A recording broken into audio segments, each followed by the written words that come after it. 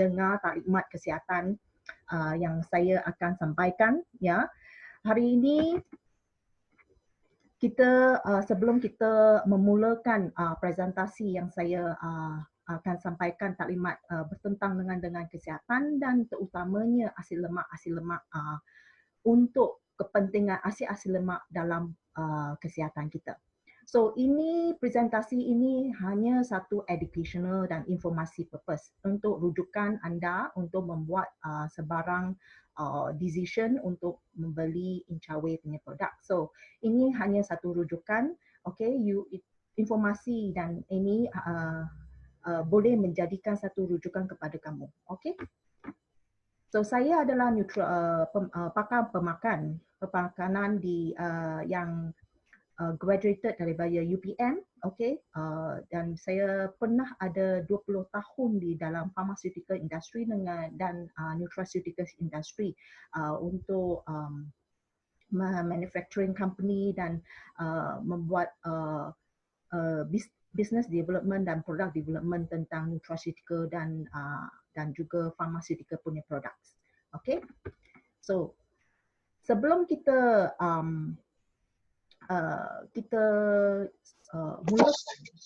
mulakan kita punya kita punya taklimat. Semua rakan kita sihat dan walafiat, tapi kita masih dalam RMCO sekarang. Okay, ini adalah satu the curve of Malaysian in jangkitan coronavirus. Okay, kita masih under control. Okay, kita masih under control, tetapi wabak jangkitan virus COVID-19 sudah mutate. Okay, so kita mesti berwaspada kepada semua punya tempat. Okay, semua tempat dan juga semasa kita menyentuh permukaan, sila mengikuti SOP, mematuhi SOP, kerana kita punya pengarah kesihatan ya MOH sudah menyarankan kita virus COVID-19 sudah mutate kepada virus yang lagi senang merebak. Okey, lagi senang merebak. Oh, nanti saya mute. Okey. So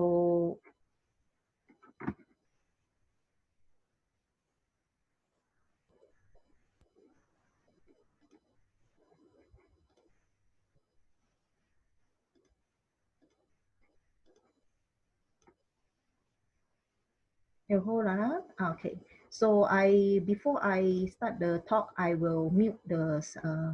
Can you all still hear me? Yeah. So I will mute others participant because I can still hear the other's voice. Okay. So okay. So kita meneruskan kita punya taklimat. Okay. Dengan itu, okay, dengan wabak yang sudah mutate dan imunisasi vaksin pun belum dapat belum dikeluarkan walaupun ada akhbar-akhbar dari negara-negara seperti Rusia dan China. Negara China sudah keluarkan vaksin-vaksin yang untuk virus COVID-19 untuk mencegah virus COVID-19, tetapi masih tidak boleh dipaparkan atau dipasarkan lagi kerana mereka still dalam kajian-kajian 4. Itu untuk kajian untuk manusia. Dia orang mesti kajian virus vaksin itu masih dalam kajian 4. Stage 4 itu kajian di atas manusia. Okay, so apa yang boleh kita buat sekarang? Apa yang boleh kita buat sekarang kalau vaksin belum keluarkan? Vaksin belum keluarkan, satu perkara yang penting yang kita perlu jaga atau maintain adalah kita punya imunisasi, kesihatan kita. Okay, so sebelum itu untuk mencegah menjangkit virus COVID-19, kita akan ikut lagi saranan MOH ya, mematuhi SOP, sentiasa memakai pelitup muka di tempat awam, penjarakan sosial, sanitasi, kerap cuci tangan atau jaga kebersihan. Okay, Oleh dengan cuci tangan ini, kita sekarang Incawe yang mensponsorkan taklimat ini, Incawe ada satu produk yang memang bagus. Dia tidak menyakitkan kulit, okey, tidak menyakitkan kulit dan dia adalah natural dan safe. Silver Aloe Protection. Okey, Silver Aloe Protection. Okey, wait, I think somebody is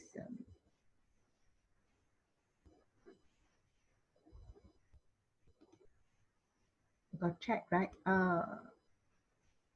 Alright. So silver aloe production ini adalah natural, safe, highly effective.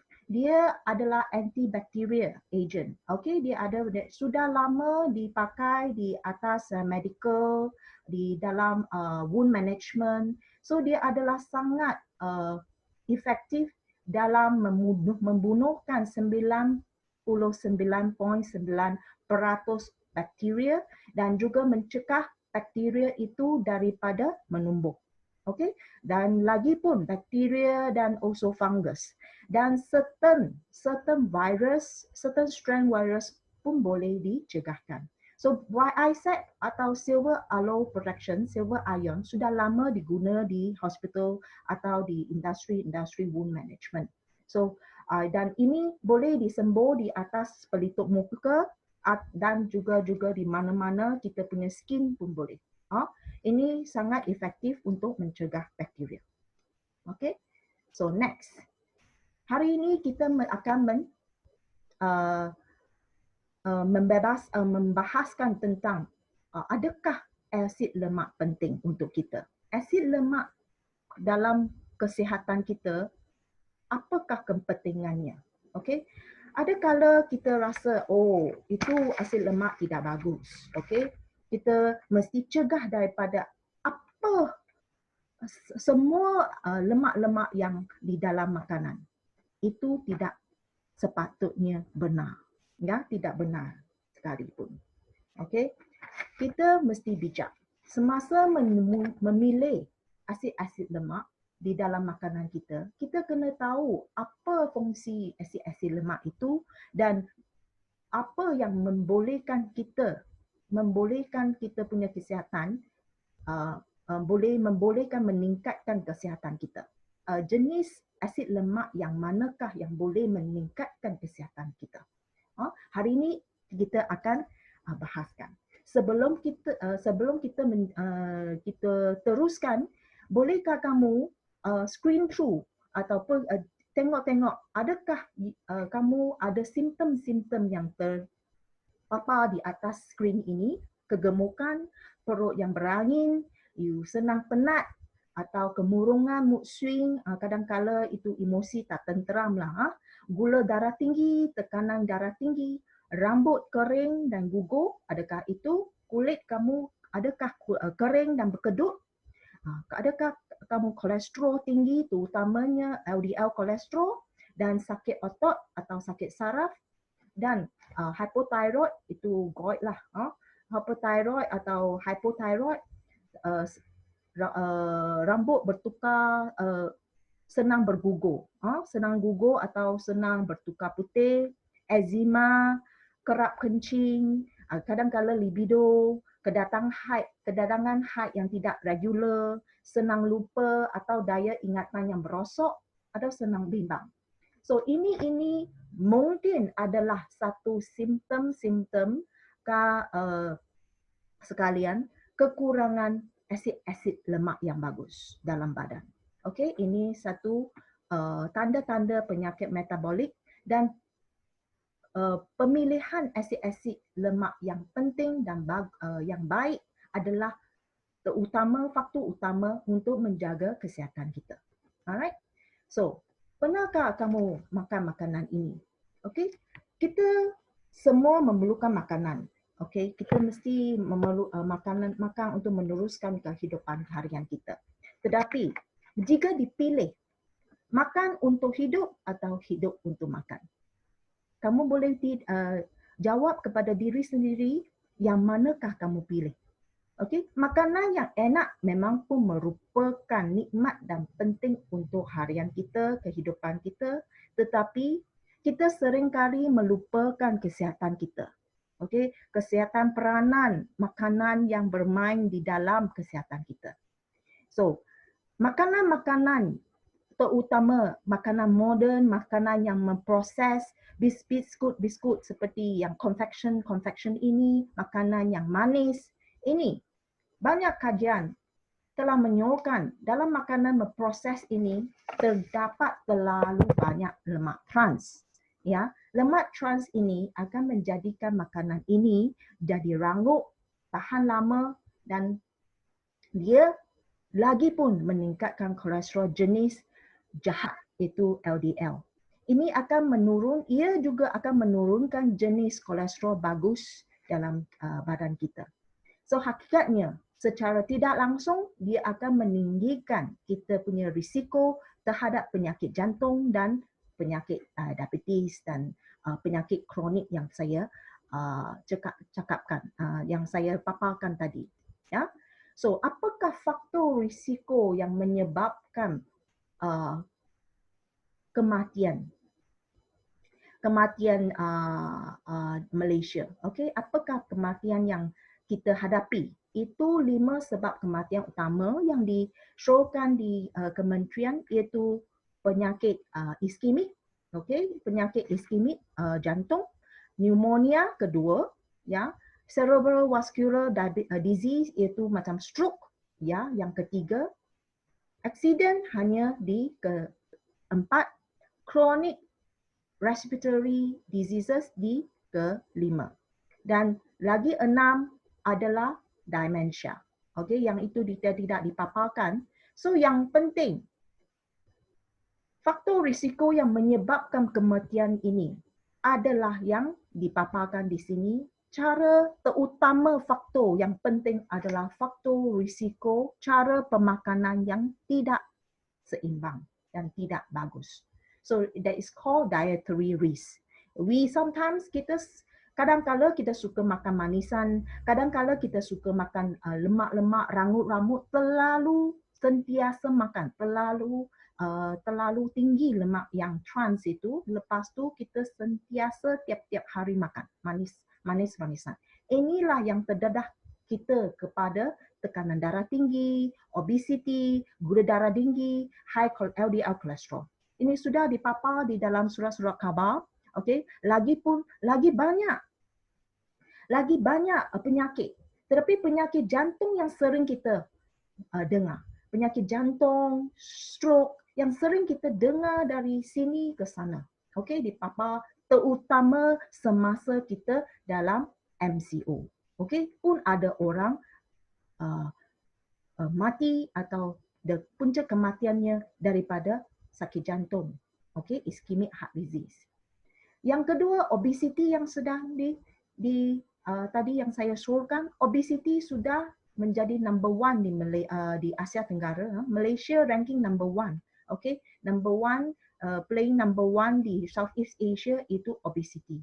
So orang negara kita, okay, population kita semakin lama semakin gemuk.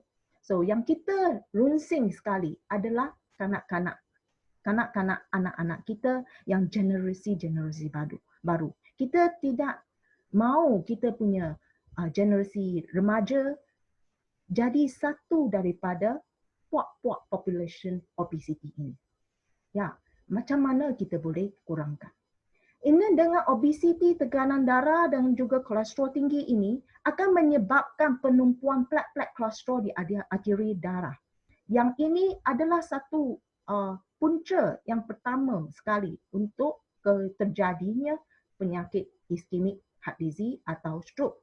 Okey, kalau plak ini atau inflamasi terjadi dan tekanan terjadi, ada inflamasi dan terjadilah itu ischemic heart disease. So, pemakanan memainkan peranan yang penting kerana kita tahu tadi sudah dipaparkan faktor pertama, risiko pertama adalah kita punya pemakanan. Ya, cara pemakanan yang tidak bagus dan juga gaya hidup yang tidak seimbang. So kita kena kaji balik. Okay, adakah kita ambil nutrien-nutrien yang penting itu dengan seimbang yang sederhana, atau kita ketelam Mama mau tutup lah cuma keterlampuan. Okay. Kita terlampau. Okay, kita terlampau mengambil sesetengah makanan yang rangup, yang lemak tinggi, yang sedap, yang tinggi garamnya, tinggi gulanya, tinggi lemaknya. Okay, lemak-lemak itu terlalu banyak lemak lemak tepung dan juga lemak trans. Lemak trans itu lemak yang terhidronisasi. Okay. So dengan ini sekarang kita kena tengok apa itu lemak-lemak yang kita perlu. Kita mesti ambil lemak. Lemak dalam kesihatan harian kita atau kita punya kehidupan harian, 30% mesti datang, 30% daripada tenaga makanan yang kita makan, total calorie consumption, total kita punya kalori daripada itu tenaga, daripada makanan, 30% mesti datang daripada lemak. Tidak boleh lebih daripada 30%. Yang 30% yang datang daripada lemak ini mestilah terdiri daripada lemak tepung dan lemak tak tepung. Dua-dua ini amat penting. Tetapi makanan yang kita sentiasa makan sekarang terlalu banyak lemak tepung dan lagi terlalu banyak lemak trans. Itulah menyebabkan saluran-saluran darah kita semakin merosot. Kemerosotan saluran-saluran darah dan terjadinya penyakit-penyakit atau risiko-risiko yang tinggi kita menghidapi penyakit-penyakit diabetes dan dengan kardiovaskular adalah disebabkan kita mengambil gula yang tinggi, triglyceride menjadi triglyceride kita terlalu tinggi, dan itu also menyebabkan pengumpulan plak-plak dan pengumpulan lemak-lemak di dalam badan kita. So, hari ini kita akan cakap dengan bahas tentang lemak tak tepung. Kerana dalam kita punya diet seharian kita kurang ambil lemak tak tepung. Ya, lemak tak tepung ini adalah lemak yang essential. Essential terutamanya monounsaturated fat dan polyunsaturated fat. Iaitu lemak tak tepung, lemak poly tak tepung atau lemak mono tak tepung. Yang tidak boleh dibuat daripada badan kita adalah omega 3 dan omega 6. Badan kita tidak boleh membuat lemak tak tepung ini, terutamanya omega 3 dengan omega 6, itu mesti ambil daripada makanan yang dari luar. Itu adalah saranan yang penting daripada kementerian juga. Lemak tak tepung amat penting dalam kehidupan kita. Kita mesti ambil daripada makanan yang natural. Monounsaturated fat, ia adalah essential dan juga boleh menjadi non-essential. Omega 9 boleh diperbuat daripada badan kita. So kita mesti ambil terutama omega 3 dan omega 6. Yang ini tidak boleh dibuat daripada badan kita. Tetapi makanan yang moden sekarang kurang lemak tak tepung, terutamanya omega 3 dan omega 6. So kita mesti lihat apa makanan-makanan yang boleh meningkatkan penyerapan omega 3 dan omega 6 dalam badan kita. Ini adalah saranan pemakanan Malaysian Dietary Guideline. Okay, Malaysian Dietary Guideline juga menyarankan fungsi lemak adalah banyak penting. Okay, dia membekalkan asid lemak perlu untuk kita. So kita mesti ambil makanan yang mempunyai asid lemak yang essential, perlu. Essential fatty acid yang perlu iaitu linolenic acid, itu karbon yang 18, ratio 18:2 omega 6 dan alpha linolenic acid yang omega 3. Ini adalah penting kerana lemak memberi selain daripada memberi rasa yang enak kepada makanan kepada lidah kita, okey, dia juga adalah satu tenaga, merupakan sumber tenaga yang utama. 9 kalori per gram, 9 kalori kcal per gram. Dia juga satu pemangkin, ya, pemangkin untuk menyerap, badan kita menyerap vitamin larut lemak, iaitu ADEK. So kalau you kurang mengambil makanan atau lemak yang tidak bagus atau kurangkan lemak yang bagus ini, vitamin larut lemak ADEK ini tidak akan diserap di dalam badan. Fungsi lemak juga perlu untuk pembentukan dan fungsi membran struktur sel. Ini juga disaran oleh Malaysian Dietary Guideline. Sudah well known, kita mesti ambil fungsi makanan yang mempunyai asid lemak omega 3 dan 6 untuk pembentukan dan fungsi membran dan struktur sel kita. Okey? Lagi, dia adalah satu raw material, satu bahan mentah yang penting untuk membuat sintesis prostaglandin. Okey? Berapa yang kita perlu? Berapa lemak kita perlu? 20 sampai 30% sahaja. Okey? Daripada kita punya total kalori yang kita makan. Yang total tenaga yang kita makan, 3% mesti datang daripada lemak. Yang sekurang-kurangnya kalau ditranslatekan kepada gram, kalau you ambil 1200 kcal, 500 kcal, itu 33 gram. Okey, 33 gram lemak.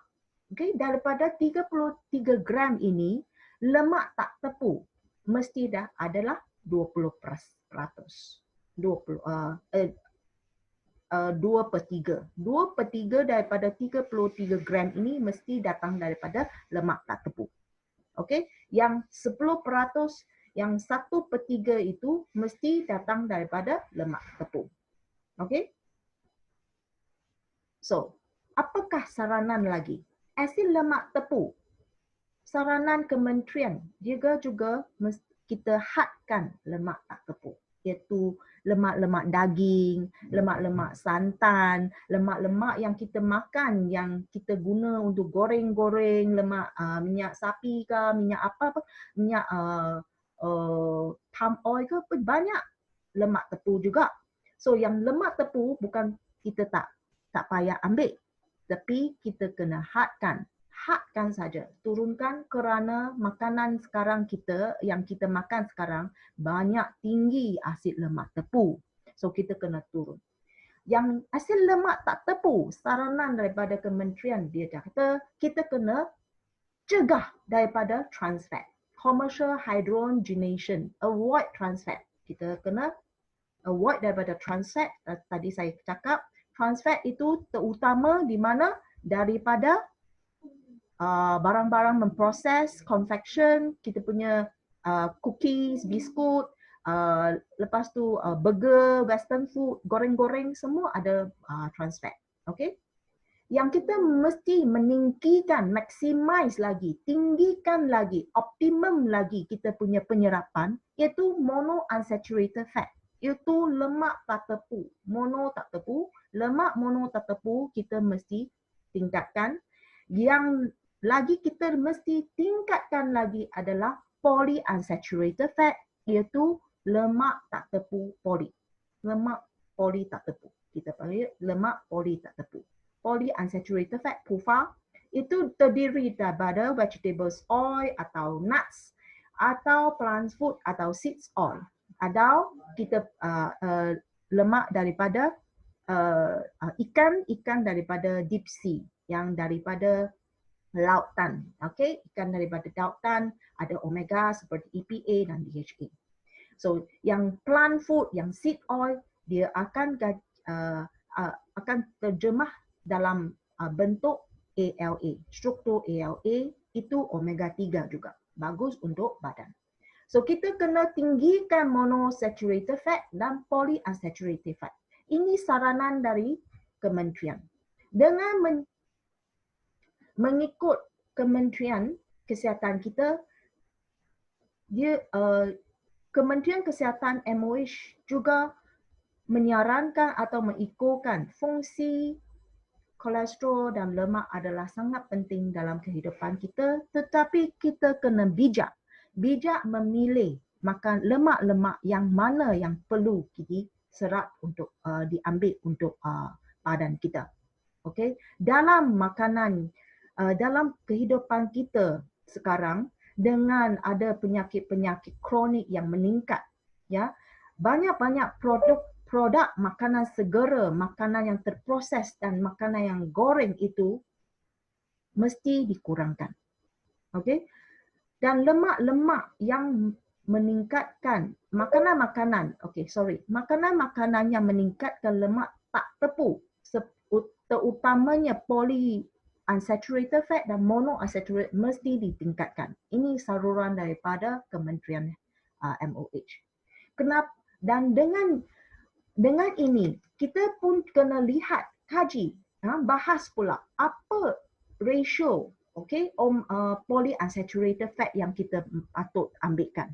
Dalam pola makanan, dalam western diet dan makanan memproses modern diet, itu memang tidak sihat kerana ratio omega 6 dan omega 3 itu adalah 20:1. Ini amat tidak sihat. Ya, amat tidak sihat. Lagipun lemak trans itu sangat tinggi. Ini akan merosotkan kita punya saluran darah dan juga sel-sel membran kita. So, dengan ini pola makanan yang kita makan tadi, yang kita cakap tadi, yang memproses, yang goreng itu mesti dikurangkan sekali lagi, dikurangkan atau diturunkan. Okay? So dengan ini kita pun sudah tahu ratio omega 6 dan omega 3 yang mana yang sihat. Apa ratio yang sihat yang patut kita ambil? Ratio 4:1 atau 1:1. Yang ideal sekali kita boleh turunkan ratio itu kepada 1:1. Omega 6 dan omega 3 turun kepada ratio 1:1. Ini yang amat ideal. Okay? So, apakah peranan yang penting omega 3 dalam kesihatan saluran kita? Omega banyak ada kajian-kajian yang terpapar di dalam jurnal-jurnal, di dalam American Journal, AHA, di dalam Kementerian Kesihatan juga sudah dipapar di sana. Omega 3 banyak penting. Kita patut ambil omega 3 kerana kesihatan jantung kita, kita patut ambil omega 3 kerana tekanan darah kita, kita patut ambil omega 3 kerana dia menurunkan tahap kolesterol dalam darah kita, dan ia juga ada satu kajian sedang menunjukkan dia mempunyai faktor yang positif kepada sel-sel kanser. So, dia akan mengurangkan sel-sel yang kanser, mengurangkan populasi sel kanser juga. Omega 3 juga dia mempunyai kaitan dengan perkembangan kognitif kanak-kanak. Dengan pengambilan omega 3 kognitif, perkembangan kognitif kanak-kanak akan meningkat. Omega 3 juga mencegahkan masalah berkaitan dengan mental seperti demensia, nyanyuk dengan kemurungan. So, omega 3 juga meninggikan penumpuan dan memori. Okey, ini bagus untuk orang yang ingin meningkatkan memori dan mencegah daripada Alzheimer. Okey, memori dan penumpuan. Omega 3 juga mengurangkan inflamasi. Ini yang terpenting sekali kerana banyak-banyak kajian telah menunjukkan inflamasi adalah satu faktor yang penting yang menyebabkan penyakit jantung, penyakit sakit saraf, penyakit stroke, demensia, Alzheimer juga. So, kita kalau pengambilan omega 3 dalam badan kita, kita akan menurunkan peratusan atau risiko kita menghidapi penyakit yang mudah meradang, yang ada informasi kepada kita. So ini adalah satu slide yang menunjukkan kita punya sel. Ini adalah sel membran kita. Okay, kita ada 60 trilion sel dalam badan kita. Dan setiap sel ada satu sel membran. Sel membran adalah sel dinding itu. Apa yang membuat bahan mentah yang membuat sel-sel membran dinding ini? Lemak yang terdiri daripada asid lemak tak tepu adalah bahan mentah yang terutama untuk mendirikan sel-sel membran ini. So ini adalah penting untuk kita mengambil ratio yang seimbang, ya, ratio makanan yang mempunyai omega 3 dan 6 yang mempunyai ratio yang seimbang itu yang mengurangkan inflamasi di saluran. Okay, kalau kita boleh turunkan ratio, okay, ratio omega itu, okay, ratio 6 omega 6 kepada omega 3 itu turun kepada 4, ratio 4 kepada 1, kita akan merasa kesihatan kita meningkat dan juga saluran darah kita juga meningkat. Okay. So, unsaturated fatty acid juga blood scavenger. Itu apa? Dia mengurangkan plak-plak dalam badan. Dia mempunyai faktor, satu kajian juga menunjukkan dia akan mengurangkan plak-plak ini atau kepekatan plak-plak dalam darah. Dia juga efektif dalam mengurangkan triglycerida sementara meninggikan HDL kolesterol. Okay? So dengan ini, asid lemak tak tepu adalah penting kita boleh mengambil asid-asid lemak poli tak tepu ini di dalam ratio yang seimbang, iaitu 1 kepada 1. Itulah yang amat ideal untuk badan kita. Okay? So dengan ini saya mengintroduksikan, okay, memperkenalkan sacha inci oil kerana sacha inci adalah satu seed oil yang mengandungi omega 3, omega 6, omega 9 yang tinggi, ya, yang semua lemak, asid lemak ini merupakan asid lemak yang penting untuk badan kita yang kita tidak boleh membuatnya. So, ini banyak penting untuk tubuh badan. Satu sacha inci oil sudah ada semua lemak tak tepu yang kita perlukan. Okay, ratio itu sangat seimbang. Itu 1 kepada 1. Nanti saya showkan kamu. Dan terdapat banyak kajian telah membuktikan keberkesanannya asid lemak tak tepu dalam memperbaiki keadaan saluran darah dan pertubuhan sel-sel membran. Ini memang ada.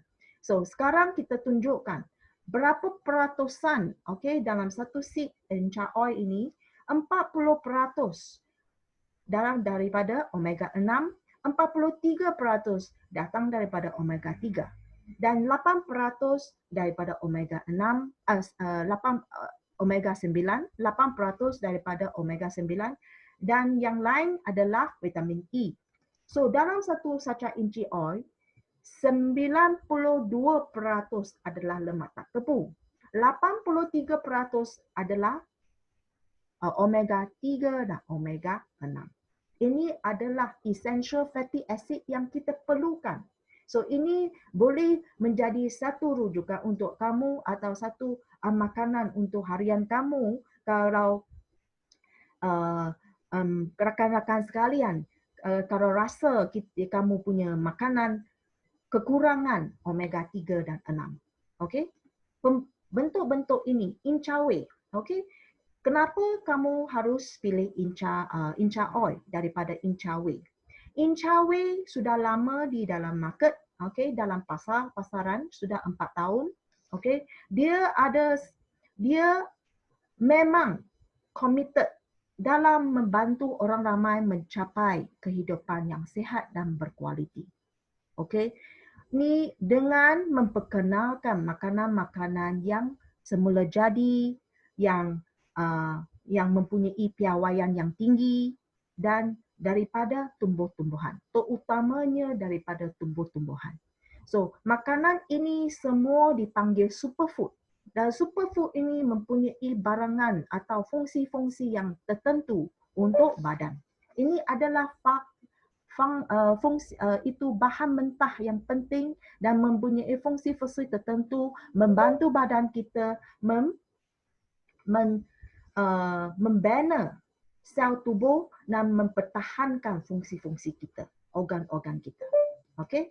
So Incawe memang committed dalam membantu kita dan saca inci oil adalah sumber yang paling kaya dengan asid lemak tak tepu. Tadi saya sudah cakap, dia dinamakan pokok minyak Amerika Selatan, tetapi sudah lama itu 2,500 dulu. Sekarang sudah datang kepada Asia Tenggara dan Incawe punya itu ladang ada 2,000 hektar.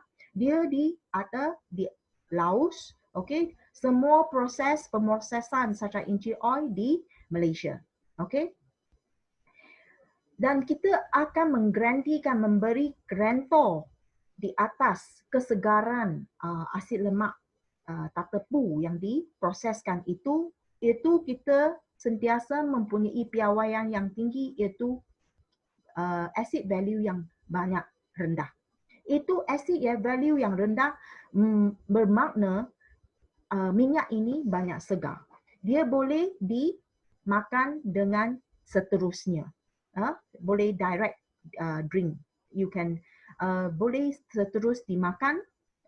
Lepas sachet itu, kalau sachet itu dikeluarkan, you terus boleh makan seterusnya.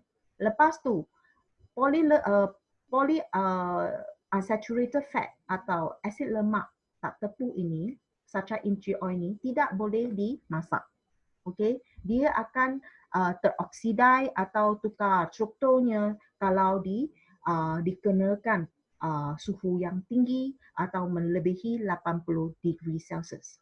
So, itu kita sekarang sarankan kalau you nak polyunsaturated fat atau lemak tak tepu yang jati. Lemak tak tepu itu tidak boleh dimasak. Tidak boleh diproses dengan suhu yang tinggi. So dengan itu kita punya produk atau Incawe punya Inca oil banyak diproseskan dalam cold press. Okay? So kita pun sudah buat sebanyak testing. Itu heavy metal testing, itu logam. Logam dalam makan Inca oil ini adalah tidak banyak rendah atau boleh kata tiada. Tiada heavy metals di dalam Inca oil dan dia adalah vegetarian. Okey, boleh dimakan kepada sesiapa yang adalah vegan atau vegetarian. Dan juga Inca oil tidak ada saca inci oil ni tak ada kolesterol. Itu memang pun tak ada kolesterol. Okay.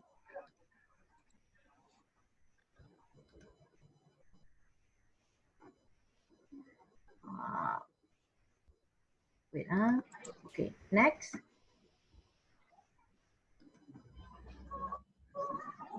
Saca inci oil itu tidak ada trans fat. Ini adalah satu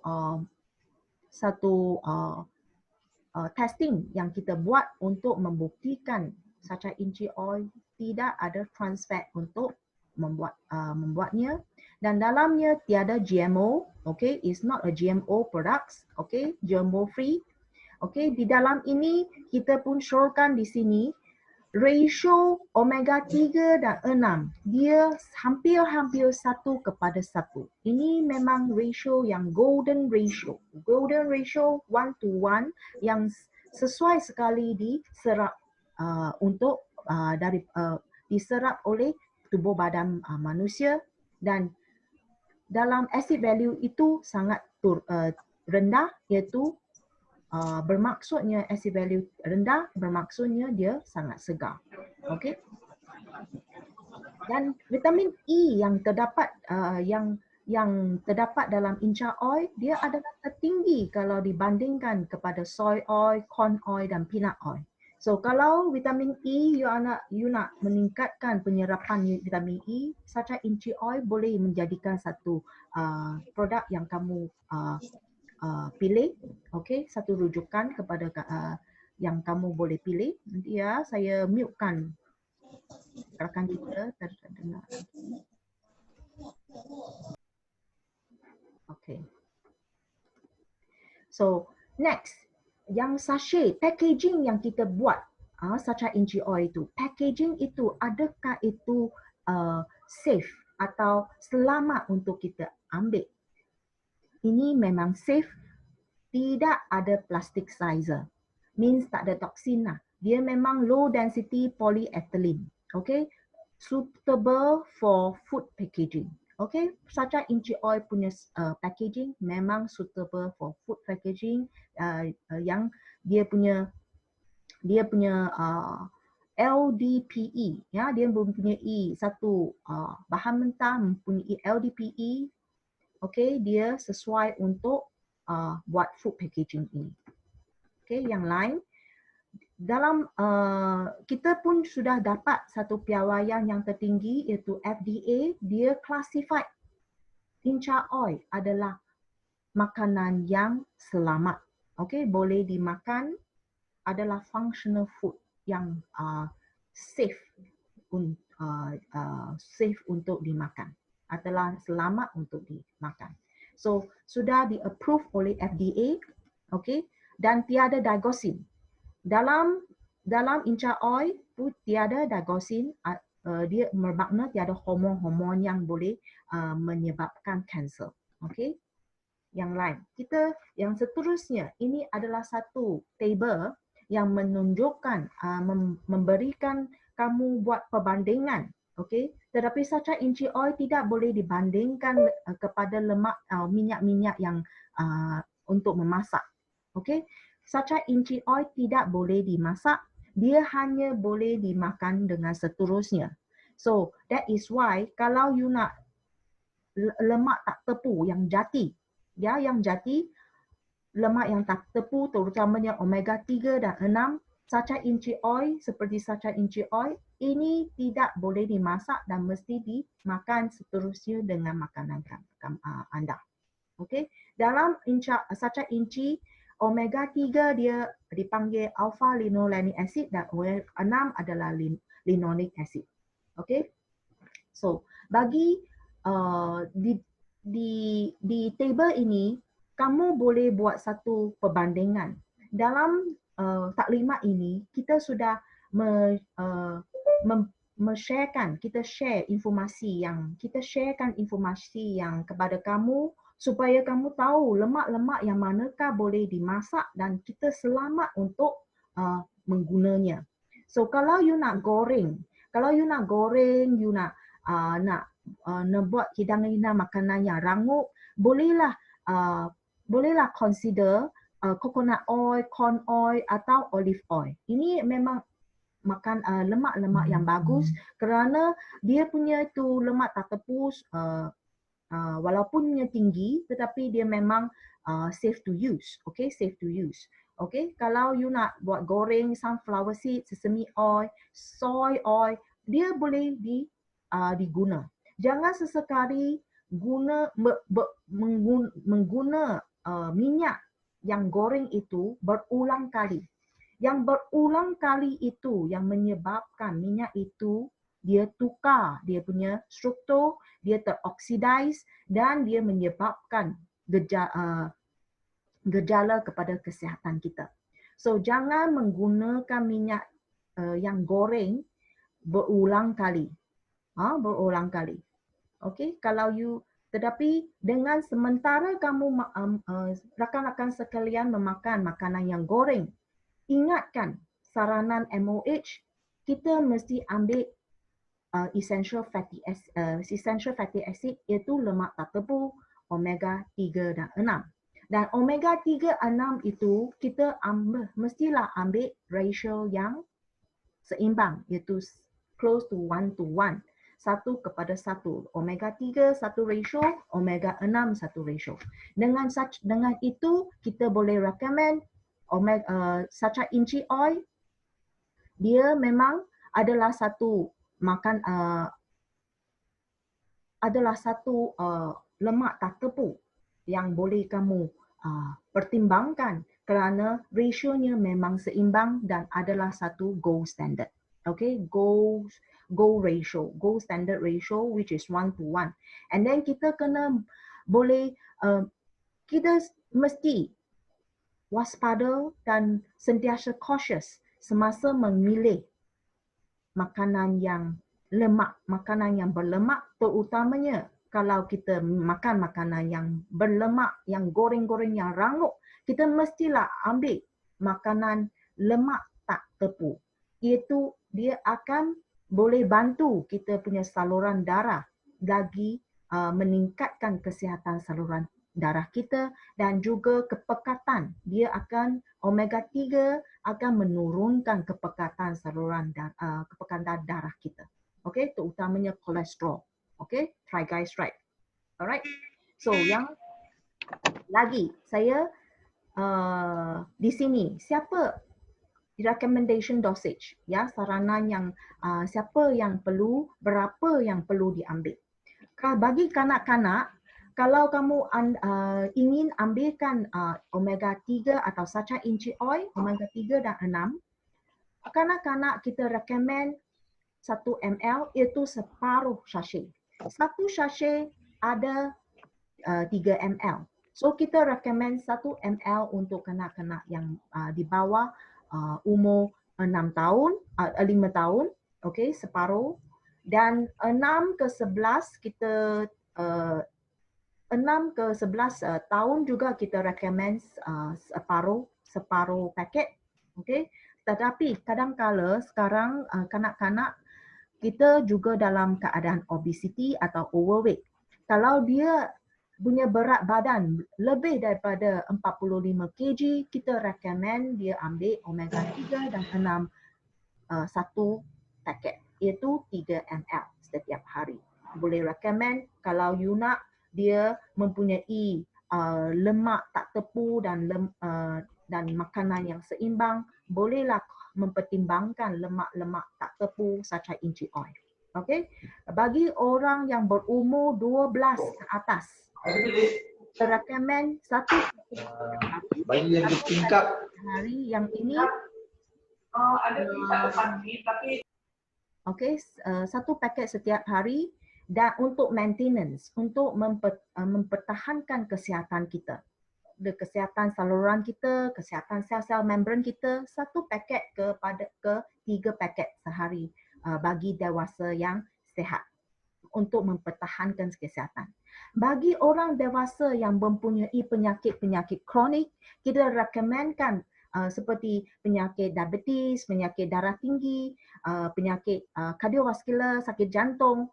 Kalau kamu rakan-rakan yang mempunyai penyakit-penyakit kronik ini, X syndrome ini, yang mengambilkan ubat-ubat macam statins atau warfarin atau aspirin, kita recommend kamu mengambil satu sachet setiap 3 hari.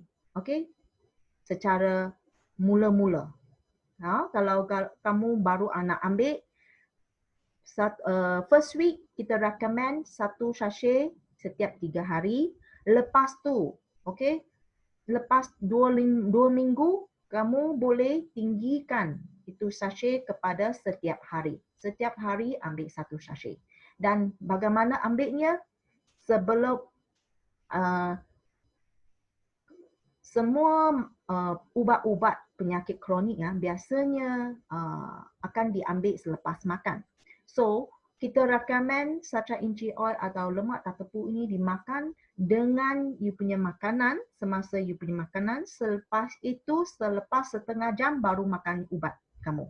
So, you boleh makan sacha inchi oil dengan makanan kamu, lepas itu baru setengah jam, lepas itu baru makan ubat-ubat. Kadang-kala ada yang makan ubat-ubat kena empty stomach sebelum makan. Sebelum makan you kena makan ubat. Itu macam kadang-kala ada yang ubat ubat tulang atau ubat thyroid, dia mesti makan empty stomach. You boleh makan you punya ubat itu selepas setengah jam baru makan you punya sacha inchi oil dengan you punya makanan. Okay, ini recommendation. Okay. So, kalau you ada bagi orang-orang yang suka minum minuman yang manis, lepas tu makanan yang lemak, yang rangup, kita memang recommend kamu setiap makanan yang sedap itu makanlah satu sachet incha oil. Ya, bagi orang dewasa yang obese, okay, setiap satu makanan yang rangup satu sachet incha oil. Itu bagi orang yang bukan penyakit kronik lah, okay, yang biasa. Alright, so bagi orang-orang bagi pregnant woman, okay, orang yang pregnant, kita recommend omega 3 mesti diambil, tetapi boleh ambil di second trimester hingga sebelum third trimester. Okay, sebelum third trimester itu bulan ketiga sampai bulan ketujuh, you boleh ambil satu sachet. Okay, kalau dia ambil makanan yang kekurangan omega 3 dan 6, boleh ambil, boleh mempertimbangkan sacha inchi oil dalam makanannya. Lepas tu dalam susu penyusuan, okay, bagi mami-mami yang sedang menyusu, kita juga recommend kamu minum sacha inchi oil setiap hari satu sachet. Okay, kerana omega 3 memang penting untuk mempersembuhkan sel-sel yang rosak dan mempertubuhkan, menubuhkan, membenakan sel-sel membran kamu dan juga membenakan membran-membran saraf kita punya otak dan sistem saraf kita. So ini adalah penting makanan yang penting untuk kita untuk dalam makanan seharian kita. Okay? So dengan ini saya nak lagi sarankan, okay, MOH kita punya menyarankan, Health Ministry punya saranan Malaysian Healthy Plate kerana obesity sedang meningkat. So dengan obesity yang meningkat ini, kita mestilah jaga badan kita, berat badan kita supaya tidak meningkat lagi dengan mendadak. So kalau you nak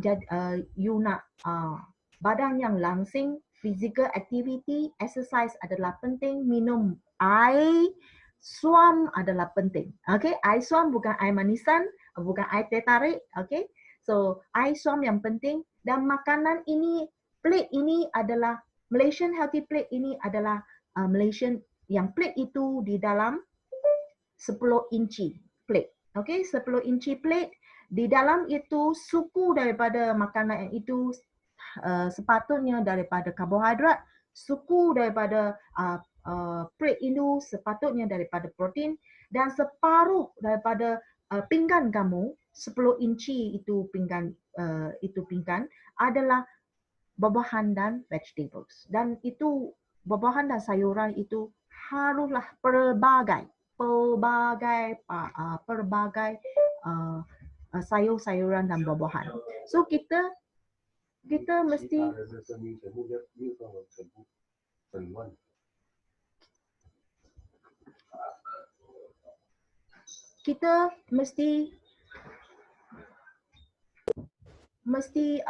okay, sorry for the interruption. Okay, kita mesti buktikan itu separuh pinggan itu mestilah datang daripada sayur-sayuran dan buah-buahan. Dan juga kalau kamu tidak